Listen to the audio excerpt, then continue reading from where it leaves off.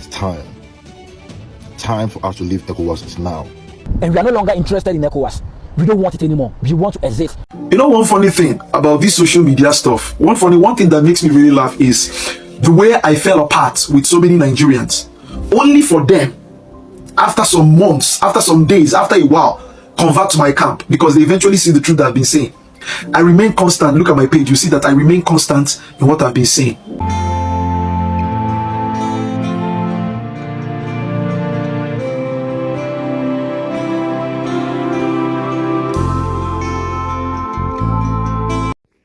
You know, as a Nigerian, I used to think that Nigerians are really, strong-willed. Let me use the word strong-willed, not stubborn. When it comes to, attacking, making decisions, speaking up against things that are not really sitting well with them as a country and as a people. Until I got to know about Ghana and South Africa, then I knew that Nigerians are just mere noise, no action. But coming to understand, knowing and relating with Ghanaians, South Africans, Kenyans, the oga pata of them all.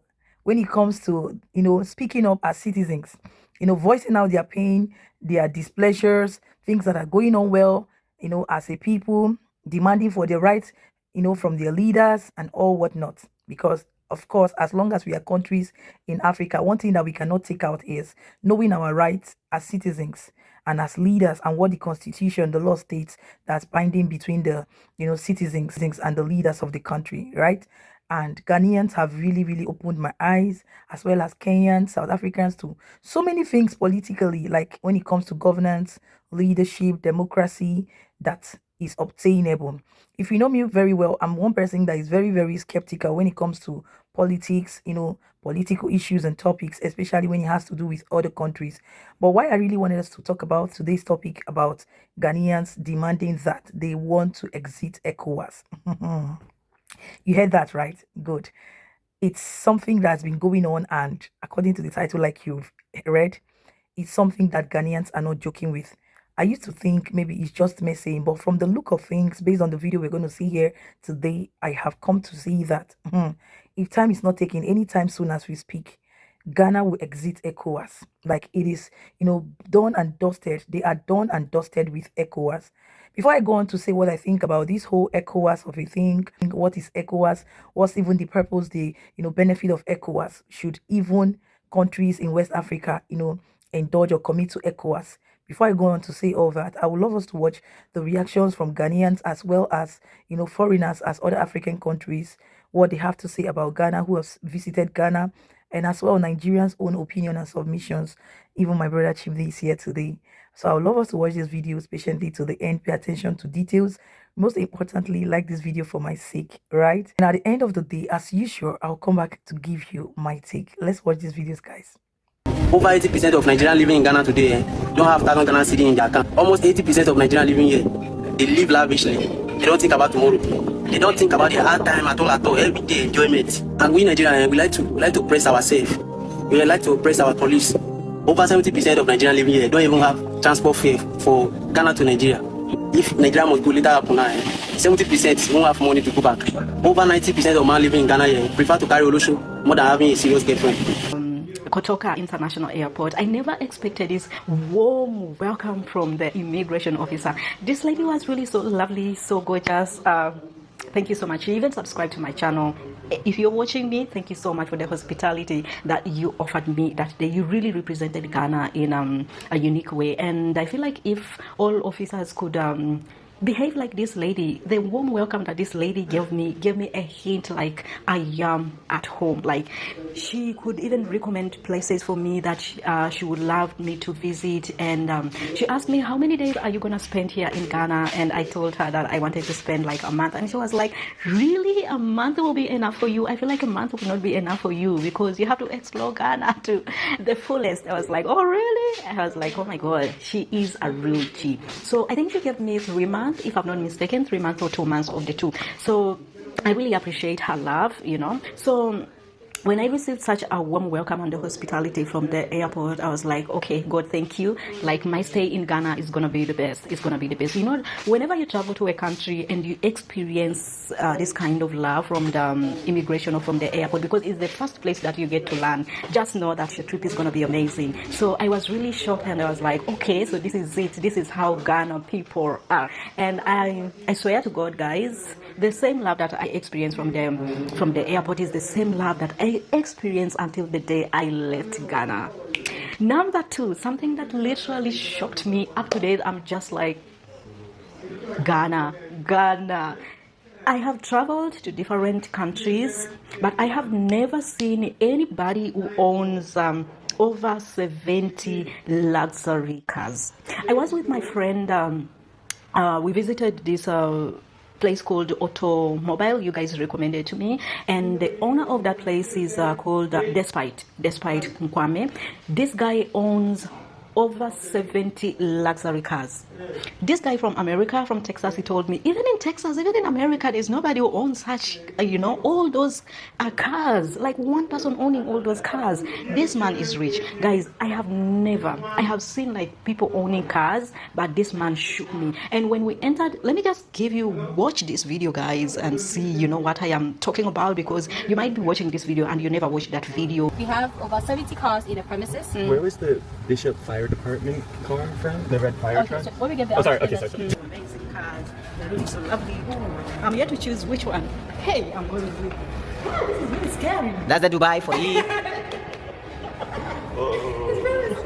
Yeah, so this really shook me, and I was like, oh, so it means Ghanaians got money. And the other part that really surprised me, how it turned his home into a museum. Like all these cars, like he put it in a place, his home, the home that he built, to be a museum. It really surprised me, because I've never seen a person like turning his own home like to be a museum. I don't know, guys, but let me know in the comment section where you're watching me, which country you're watching me from, or if you're watching me from Ghana, have you ever seen that? I only saw that, guys, in Ghana, and it was really a huge surprise for me. That is it, guys. I respect Ghana, and I respect that guy. Oh wow. And it's not just these luxury cars, Mercedes, Maybach. Guys, my president, Yoweri Museveni, drives Mercedes, Maybach. He has Jaguar, he has what? Like, he has a lot of those luxury Porsche cars. I saw them in Ghana. I was like, oh my God, this guy. And he doesn't even drive them all, Another thing that surprised me, guys, in Ghana, they celebrate funerals. That is something that really surprised me. Actually, I never saw this in Accra. I don't know, but some of my friends were like, even in Accra, if you go to Jamestown, you can see all these, celebration people moving, carrying a coffin, dancing, playing a band. I was like, really showed me even a video. Yeah, so I was like, I've never seen it, maybe because I never went to Jamestown. So I saw all the things in Cape Coast. When I went to Cape Coast, I went to Cape Coast, it was a Friday, and there's a hotel that I had booked. So when I reached the hotel, they told me it's already occupied. I was like, how comes? I booked from booking.com. And they were like, there are a lot of people right now who are coming for the funerals. I was like, funeral? What do you mean by funeral? Like, there's someone who has died, and they're going to do a burial. The guy from the hotel told me, no, in Ghana, we celebrate funerals. It was my first time to hear about that. We celebrate funerals, so it's not like, I think he told me Thursday, Friday, Saturday, and Sunday. And then I was like, oh, really? Then it's told me, yeah. So now around this place, I don't know whether you're going to get a hotel, because most of the people book hotels like on Thursday, Friday. So you find that the hotels are full. So what really amazed me is back home here in Uganda, if someone dies, they either bury that person the next day, or after 2 days, they organize the burial, and then boom, it's done, and people do mourning, crying, but in Ghana, instead of crying or mourning, they celebrate, like they do music. You find that their funerals are lively, they do music, everything, like they want to give their person a decent burial, like they celebrate their life. Even if they are dead, they still celebrate their life, So that is Ghana. So, like I told you guys before, that Ghana is diverse in culture. So every country, they have their own culture and tradition. So this is it in Ghana. And some people were telling me where I live believe that in other parts of Ghana, they even make coffin. I don't know whether it's also in Accra. They even make a coffin like if you're selling coconut, if you die, they make a coffin like a coconut. If you're selling cars, they make a coffin like a car. I was like, oh my god, wow. And also, what surprised me is they told me if someone dies, they don't just bury that person immediately. Yeah, they wait maybe a month, 2 weeks, a year. I've never seen like someone being buried, like someone dies and after a year then they bury that person. So that person told me that the reason why they do that because maybe they have other relatives who live abroad and they're trying to contribute to the money so that they give their person a decent burial, a farewell, you know. Yeah, so that is why they do that. And trust me guys, funerals in Ghana are more celebrated even more than weddings, if I'm not mistaken guys. But comment in the comment section down below, do you think so? Funerals are more celebrated than weddings? But that was my observation and also my interactions with some of the people. They told me yeah, most of people celebrate ceremony, but I never really saw that in Tamale. I don't know whether in Tamale, maybe because in Tamale most of it is dominated by Muslims, I think. And you know, with the Muslim custom is when someone dies, the next day is the burial, you know. So this happens to the Christians, and yeah, so that is another thing that shocked me. Another thing that shocked me, you know, is Pepe. Ghana people love Pepe. Guys, where I come from, the country where I come from, Uganda, we don't spice our food. Few people do that, like spice their food. I don't want to generalize everything, but I can tell you, even if they spice their food, it's not too much like you see in Ghana. So for me, like, to adopt, it was really taking time. I remember my first week in Ghana, oh my god, it was diarrhea after diarrhea. Like, I could experience the stomach problem, yeah. And I reached to an extent and I was like, maybe I have to to first stop like eating pepper, maybe because my stomach is not used to pepper. And someone was telling me that, you know, why you were having tummy issues, maybe because and also when I was in Kumasi, I got food poisoning, yeah. So that person was telling me, you know what, because pepper helps to flush out or to kill those germs or worms or stuff, you know. This person is my friend from US, so he's the one who told me that. And I was like, oh really? I didn't know about that. It was like, yeah, but as time goes on you get used to, you know. I love experiencing different food, you know, in every country. And trust me, if you are a traveler, you got to try everything, you know. We come from different countries with different cultures, with different food, you know, so you have to try out other people's food and you see how it tastes, yeah. So I really loved the Ghana food. To be honest, I loved it, though my tummy was a problem, yeah. But to be honest with you guys, if you get to go to Ghana, Ghana has got a lot of food that you can try out. And yeah, you never know which one works for you and which one doesn't work for you. But I can say, yeah. And when I was in Tamale, I really loved kenke. Is it kenke? Yeah, so it was really nice. It's beans mixed with rice. I really loved it 100%. I loved it, yeah. I loved it so much. So it's something that you can try out. You can try out fufu, you can try banku, you can try other, you know. So let's talk about another thing that literally shocked me. I was like, oh my god, this happens in Ghana? Guys, in Ghana, if you wake up at 5 a.m. or 6 a.m. and go to any restaurant or streets, you'll find people selling food. Real food, guys, cooked food and hot. I asked myself, what time do these people get like to cook this food? Back home, where I come from, we don't like cook food very early in the morning, except there's what we call katogo. Katogo is banana, green banana. Maybe they mix it with beans, or they cook meat and then you eat as your morning breakfast. But still, it's not like early like you see in Ghana. But trust me, like even on the streets, you will find food and you ask yourself like, what time do people get, you know, to all this time to cook this food? And oh my god, guys, but feel free to comment in the comment section on this video. I would really love to know about this. All right, so let's step. You know, I love markets, guys. This is one of the things that shocked me again. You know, in the markets, as here back home in Uganda, you find men carrying loads, but in Ghana you find women carrying loads. Never seen like a woman doing this. So this gave me a hint that women in Ghana are so hard working. so very hardworking. It's not that just they live only that this job is meant for men, so it's meant to do it. So they don't segregate like I can do what a man can do, and yeah. So and also they help their men, so which is really nice. Yeah, I guess I'm win-win both sides. And when I was interacting with some of my Ghanaian friends, and I was like, why is it that women carry lots? In my country, you never find a woman like doing that. It's a man's job. It's a man who does that, because it's like you're burdening so much a woman. So a woman is always maybe selling other stuff in the market, or doing home stuff, or doing other stuff, or doing Ubers or other stuff, you know. But carrying lots, it's rare. It's rare to find. Yeah, even if they carry they carry light stuff, you know. Yeah, so they told me, you know, men do other jobs like driving, working in other jobs, maybe banks and others. So they feel like they have to give these other jobs to women, yeah, because they don't want to dominate everything. Yeah, so I was like, okay, you know, every country, like I told you, that they have different customs, cultures, and yeah, so that is Ghana for you guys. It's time. Time for us to leave Ecowas is now. And we are no longer interested in Ecowas. We don't want it anymore. We want to exit. If Ecowas is the only organization that will help Ghana to develop, we don't want that development again. Everybody on the length and breadth of the country called Ghana, people in the diaspora, Ghana and Ibia, Ghana, it's time. And people are embracing the Ghaxit.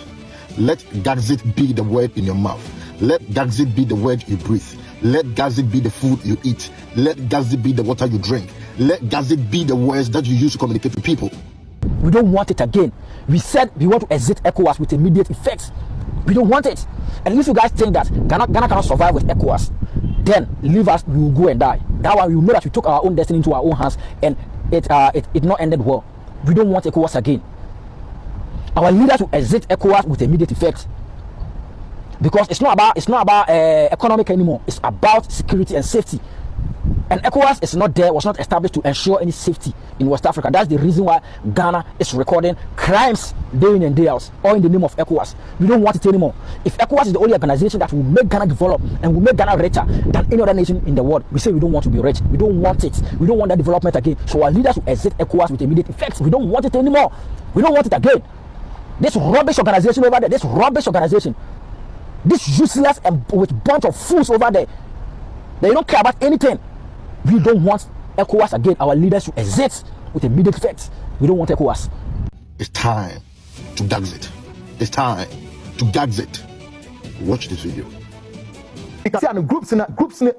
Groups almost sorry almost stormy Ghana. I know what thing. There's a big group in Britain called the Patriotic Concerned Youth Alliance. Patriotic Concerned Youth Alliance is in full flight, demanding on the government or demanding that Ghana to exit ECOWAS anytime soon. Yes. So Patriotic Concerned Youth Alliance. And now, one of your program can see now London, London and Kronomo. I am Nestana and host to show. It was big program from Enra Nigerian Omopon and Apawi this morning, Monday morning. No more point. It was big, very, very big. Why? Ghanaians are demanding, sir, Side Makoi about to take it big time. Now I'm not going to tell you how it's going to happen. Oh yes, why? Because was it a Friday? Maybe that's our question. Say, a bra woman in Ghana, yes, show. A kubia, ya for me paying a brand of Kwame Nkrumah, ne a kubia. OAU, Organization of African Union. Nenupon at the Ecowas saying, and Nenupon at the Ecohe. OAU was an organization. Kwame Nkrumah, Nyan Semuni Nim Dieno, or no who said, a bet Yama Africa, Yakaya one boom, the Etimia, the SS and Efata, and Upu one. And to say later, Mobile Mubi, only few, now I in the AU. African Union, and we was saying, Kotia, Mose ECOWAS now, Modi Equino. Abina more Africa, for that matter, we are in Ghana, so let's limit ourselves to Ghana. Abina Woody Ghana, ECOWAS. And when I see a piece of said, government, did you ask the citizens of this nation, sir, we are going to ECOWAS. Are we ready? Can we go? What kind of consultation, Bain? And at the government of Ghana, or were the citizens of this nation before you took us to ECOWAS? Ubia Wunimu MP, Ghana for Moha, Ghana for Mabruchi, Krisha MP, maybe Sa MP. Ask your member of parliament. Did you people consult the people of this nation before you took us to ECOWAS? And I said, sorry, Anna, Pabam, Muria Kora, ECOWAS, Bonebendia. How? Well, we are going to. Matter, Mamika Seminche, political parties, MPP, NDC. about a little above decades. And I'm not betting you. So much minimum some years MPP and NDC much Ghana for Nigerian, especially more members when you know at the Achichero Magni. And today the Amofi say you can continue to use them as zombies, as people who don't think not the Amope animal zoom. So voodoo nyomini never TF Ghana for this. Because you've abused the people of this country for far too long. Okay? You've abused the people for far too long. But some they say Jai. The Amope and Amoye. You know one funny thing about this social media stuff, one thing that makes me really laugh is the way I fell apart with so many Nigerians, only for them, after some months, after some days, after a while, convert to my camp because they eventually see the truth that I've been saying. I remain constant. Look at my page, you see that I remain constant in what I've been saying. I knew a couple of content creators, Nigerian content creators like myself, that wanted to fight for Nigerians, and they were speaking against South Africans, they were speaking against Ghanaians. And obviously I took the word to them because I hate people that spread lies. I took the word to them with evidences, and then they came to attack me verbally. And obviously, you know, once I start out, I can't go down. I am unquenchable. Once I start out, you know, they start waving a white flag, either by calling me a small boy, and I agree. And in most cases, they start showing threats. They start showing that my vocabulary is threatening them and all those things, because I will call out a number of things about you. And it's so easy. Why? Because you tell lies. It's so easy because your argument is inferior. Your argument is inferior, and I would always point it out. And the truth is that our audience are people that are knowledgeable. Once there are Ghanaians there, I'm not trying to curry favor from them. Once there are South Africans there, Botswana people there, you know that your audience are not just irrational people that are biased like your own Nigerians that will keep on, you know, tooting your horn, whereas they know you're telling the lies. Whereas they know you're telling lies. So listen, let me go to this. You remember when I attacked, when I corrected Paramount concerning what he said about Ghanaians. Now listen to Paramount. Go back to him right now. He has changed camp. He has come aboard. He has seen the truth. Now the one that shocked me is this guy called Tony Smile or whatever. This guy, I fell out with him big time. He was speaking against South Africans. I warned him. I went and corrected him immediately. I can't take that line low. Because for you to do the right thing in Nigeria, you must speak against Nigerians. And that means for you to speak against Nigerians, you must speak for South Africans and Ghanaians. It's automatic. There is no way you can speak against Nigerians that you cannot speak for South Africans and Ghanaians. And there is no way you can be saying the truth that you cannot speak for Ghanaians and South Africans and Botswana people. And there is no way you can speak against Nigerians. It's inevitable. That is, in fact, the evidence is showing that you're speaking the truth. And there are evidences everywhere. Other evidences that clinch to that. Right? Now, after some days, you know the truth doesn't come out first. The truth waits. Lies can go first. And after all, when the truth comes, it lasts forever. The truth begins to last forever. That's one thing that gives me joy about it. Go and look at the page of that Tony Smile. Go and look at the page. Yes. Go and look at it. Right now, he had changed camp and he's speaking the truth. In fact, he attacks Nigerians more than myself. I'm telling you, as we speak right now, he attacks Nigerians more than myself. Because he has seen the truth. After we fell apart. After we were battling on who is the criminal and who's not the criminal, eventually I proved beyond every reasonable doubt that he is the criminal. Why? Because I did not bend. I stayed as I was. But now he had quivered. Do you understand the situation? He had quivered. So in most cases, I just allow these things and I continue speaking because it's so easy in knowing that I've always been at the right camp, in knowing that I've always spoken the truth. But the question is, are you speaking the truth? Because you know one thing about the truth is that the truth makes sense. It makes sense. It fixes everything. Yeah? But when you're lying, you try to cockle excuses. Just because you're biased, just because you want to sound patriotic, you want to, you know, say things that Nigerians will like, maybe because you want to garner their money. And they say, oh, look at this guy fighting for exactly the problem with Very Dark Man now. Very Dark Man had a good record, but in his just trying to fight for Nigerians, to the measure that he came down to his trying to fight against Ghanaians, messed him up automatically. It messed him up. His integrity ran out of the window. I'm telling you the truth. I mean, VDM is going to do a number of things to recover from this. I tell you people the truth. I'm telling you. So I dare you just go there and look at him now. My guy has switched mouth. He has eaten his words. And this is exactly what will be happening to a great number of people. If I attack you as a Nigerian content creator, it is owed to the fact that you spoke against the people you shouldn't speak against. And you're speaking against these sets of people, and by these sets of people, I mean either Ghanaians, South Africans, Botswana people. You're speaking against these people that clearly are the people seen to spearhead the evolution of Africa in becoming a good continent. If you speak against these people, I'll speak against you. Because I know that the only way you can speak against these people is when you speak for Nigerians. And for you to speak for Nigerians clearly means, in fact, this one that his mouth needs a surgery, that one that owing to his criminal escapade got hot in the mouth, obviously, and now he sounds clearly like a degenerate. He spoke against Ghanaians, and eventually he's coming right now to tell us that Nigeria cannot be fixed. Nigeria cannot be fixed. Nigeria has been damaged. Nigeria has been damaged, and you're speaking against South Africa, Ghanaians. All right, guys. Like I told us, see, when it comes to ECOWAS, I know that the major reason why Ghanaians are really, hitting hard so much on leaving ECOWAS is because of the influx of illegal foreigners under this ECOWAS. Not just foreigners, criminals, as Nigerians, Cameroonians, and all these neighboring countries that are still under this ECOWAS law of 90 days into the country, then afterwards you can leave. Well, you see that most of us, or most of them, when they come into the country, they come for criminal intentions, and once it's 90 days, they don't go. They remain there. Some of them go through, waterways. Some of them, like the other day, about 10 Nigerians were arrested on the waterways, smuggling themselves into the country through the waterways. Now we learned it's even on air, like they are coming in through air illegally, through the Aflao borders, like the land. They are coming there illegally, not even documented, not even with the right papers, not even with the right reason and intention. So with all this, I think is enough reason. Seeing how their crimes or criminal activities is denting the image, the reputation of Ghana that has always been known and ranked for at least safe and peaceful country, right? I didn't say perfect, safe and peaceful country to a large extent. I can beat my chest to tell you that Ghana is safe, Ghana is peaceful. Before you could hear anything like crime going on from the citizens, it was rare. It used to be rare, right? Because Ghanaians, I know as a people, I have learned, researched and studied, are people that love good name, good character, behavior more than anything else you can think of. Now, seeing the influx of all these people in the country, the good, the bad, the ugly, it's attributing to more danger, harm than good, as it's supposed to. Of course, there are other foreigners like the lady we saw who gave her opinion, her culture shock and differences about Ghanaians, which I need you to throw more like comment below what she said. Are they, the truth? For those of you who are Ghanaians, let me know. Now, these people are tourists, foreigners coming to the country for the most part of it, some of them for the right reasons, of course, which they go. Like now you see other countries who are not under Ecowas, they come through visa from the diaspora African Americans. And these people who pay to get into the country, who know the worth of getting into Ghana, are even the people that behave well because they know the worth, the value. Well, you see these criminals who just easily, smuggle themselves and find themselves in the country. They did not pay a dime, no stress, no nothing.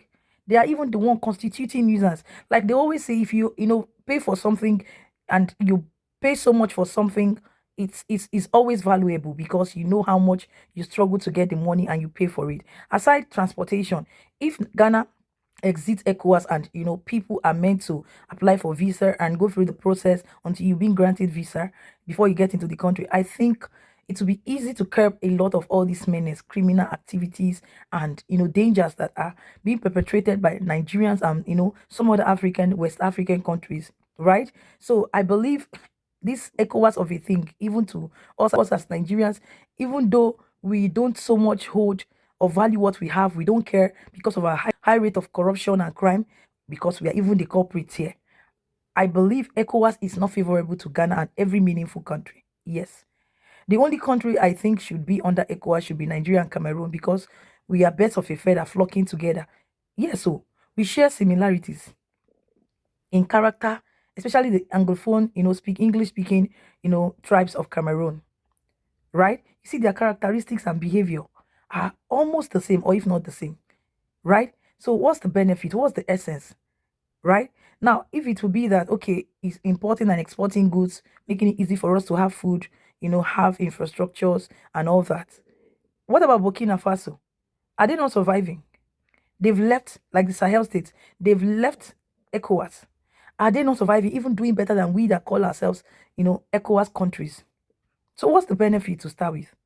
Because the other day, recently, all the recent crimes and activities going on in Ghana is enough for Ghanaians to come out to say, no, let's exit ECOWAS. And if you listen very well to what the crew who are saying Ghaxit, I think Ghaxit ECOWAS, Ghaxit, which means Ghana exiting ECOWAS, will tell you that Ghanaians are serious, so they are not joking. Like, this is no jokes, man. And I fully support them. I concur. Whatever any country at this point needs to do to protect and secure their country, right, from all this influx of criminals, especially, they should do it, right? Don't think of what people will say. I believe when you make a decision or take a decision, there will definitely be a way out or headway to survive. You must survive any which way, but let it be done strategically, well planned, well mapped out, right? So that it does not, or you guys don't plunge into more danger. But as long as it's going to curb all these insecurities that are currently happening, look at Nigeria, doomed to the point that US is, indulging, invading into the country and all these countries. So where's the lie? What's the point? But let it remain with us as Nigerians, not exporting it to all these countries. Look at Cameroon, nothing to even talk about. Like, it is now in this 21st century that Cameroons are trying to wake up, which I don't even know the possibility of them succeeding in this their protest against their, ancestral leaders that has led them for almost 50 years. That's why I say we are almost the same, because I don't know how we think as Nigerians and Cameroonians most times. I'm sorry if you're Cameroonian. This is no disrespect. Like the vast political similarities, democracy similarities, crimes and everything going on, development. I know. It is something that if you are a true citizen, you should accept the reality, accept the truth, and fight against it, which I see most people are fighting against, right? Anyways, that is it, guys. I believe Ghanaians are serious. And based on all we've seen here, I believe you were able to put in one or two. I can't thank my brother Chimdi enough for his own postulations, always giving us valid points and submissions. What do you think about all this topic that's been raised here? Share them in the comments. And thank you once again for sticking and watching to the end. If you stayed up till now, you're a diehard fan. I truly love and appreciate you. Thank you. God bless you. Please do not forget to like this video at the end of the day if you've watched up till now. Share this video for more people to see, and stay subscribed if you like it. Or yeah, this is me. This is I, your girl. I'm gonna see you, Chiviki Inspirations, in my next one. Ciao.